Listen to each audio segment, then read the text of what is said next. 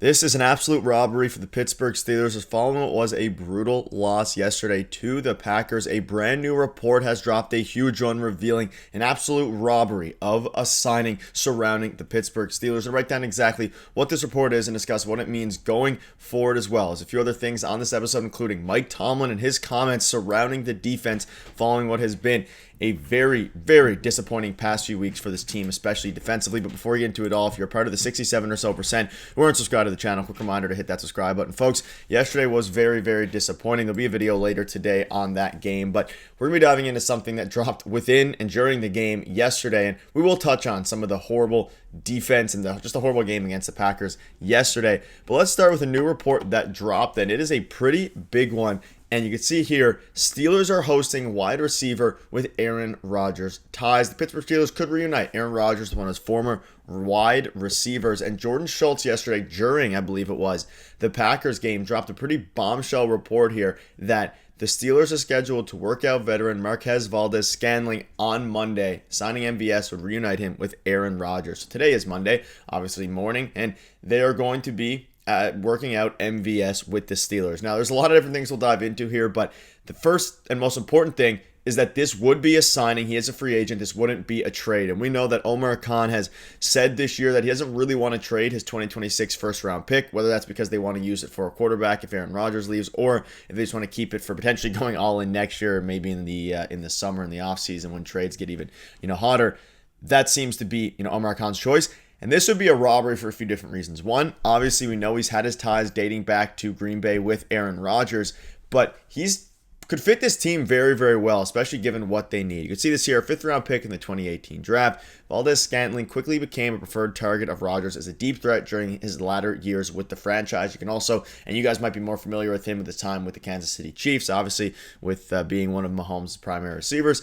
The two played alongside one each other through the end of his rookie contract. Over 59 games with Rodgers, and Rodgers connected for obviously 123 passes, 2,100 yards, and 13 touchdowns. So he's had some very good chemistry here. And this is a guy that has deep threat potential, right? He's extremely fast, and that's something that reportedly the Steelers have really wanted here, is someone who is a deep threat to complement some of their other guys. And I don't know if they necessarily need that. I mean, you have Calvin Austin, who dropped his fair share of balls yesterday. You have DK Metcalf, who actually looked pretty good yesterday, and I don't think the offense was the biggest problem in yesterday's game. It was obviously the defense, and Aaron Rodgers, yes, he took a couple sacks, but he obviously, I don't think it was his fault about the loss. However, we can also know that these reports regarding MVS have dated back not just to yesterday when the report dropped, but prior to that. You can see here that Pittsburgh was rumored to sign him to the practice squad after he was let go by Seattle at the final roster cuts this summer, and of course we know we've covered that on the channel. He ultimately chose to sign with the 49ers, and then of course, once they recovered from their injuries, the 49ers, that is, they ultimately dropped him.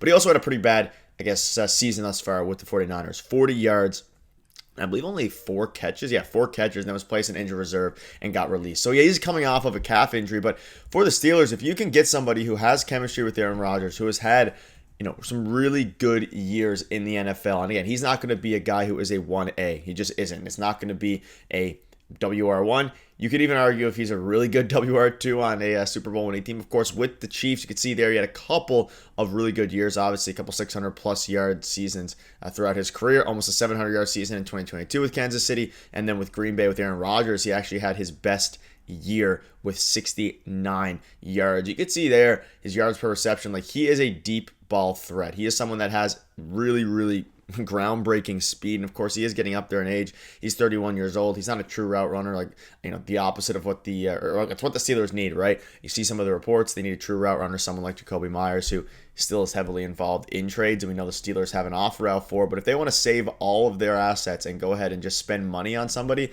this would be the perfect fit, and that's why it is going to be very, very interesting to see. Now, there is, if you've watched Marques Valdez Scantling, you'll see a lot of different things about his drop passes, especially in his time in Kansas City, which ultimately led to him not being re-signed there. Though he's had his drop issues in the past, there's no denying that he has game-breaking speed, and of course he's thrived while playing alongside Rodgers in the past. And like I mentioned, he won back-to-back Super Bowls in 2022, 2023, but he was also the headliner of some funny, shorts, clips, all these different things about him dropping balls and things like that.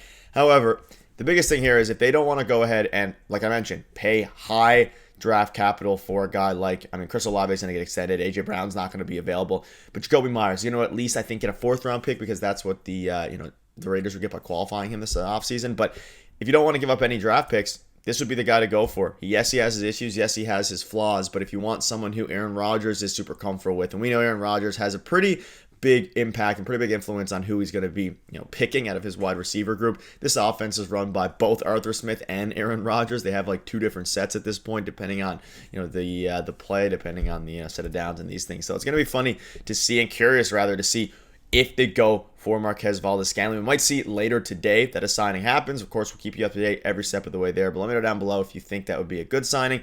I think it would be a robbery, simply from the fact that you get somebody more experienced at Calvin Austin and Roman Wilson. Neither of them played particularly good yesterday. Roman Wilson with a pretty bad drop. Calvin Austin with a couple of drops. DK Metcalf seems to be their only receiver. And they were saying in the broadcast yesterday, like, this team needs one more receiver. Would, MVS be the solution? Probably not, but he would be something, maybe even a Band-Aid in the meantime. Here, let me know down below what your thoughts are. Now let's quickly transition to a couple comments from Mike Tomlin here before we wrap up. And he said that the Steelers' issues are repetitive, and so they not only have to look at execution, but also the schematics. And if you watched the game yesterday, if you watched the game against the Bengals, and if you're familiar with Steelers football in general, some of you may have said you saw this coming.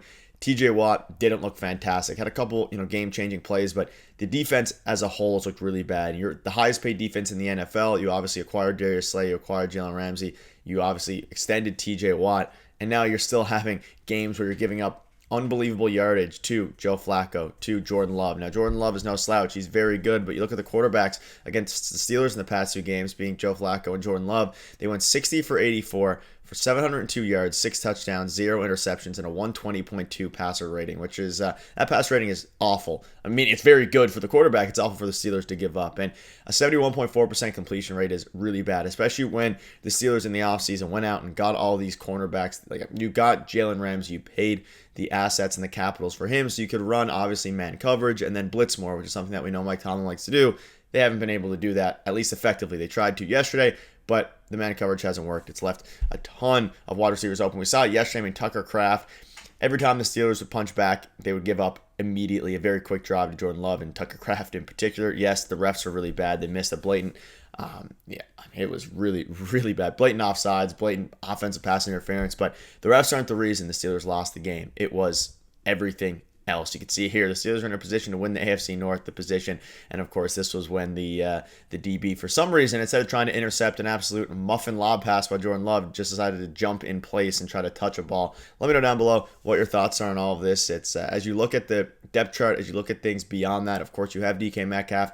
Beyond that, it's looking pretty rough. Obviously you have your 3 tight end sets. They run the jumbo set with the 3 tight ends. They can still do that, but you need at least one more threat, so they can't just double team DK Metcalf the whole game and force Aaron Rodgers to only run the ball or try to scramble in the pocket, which somebody doesn't do well. But that'll wrap it up. Thank you guys for watching. See you later.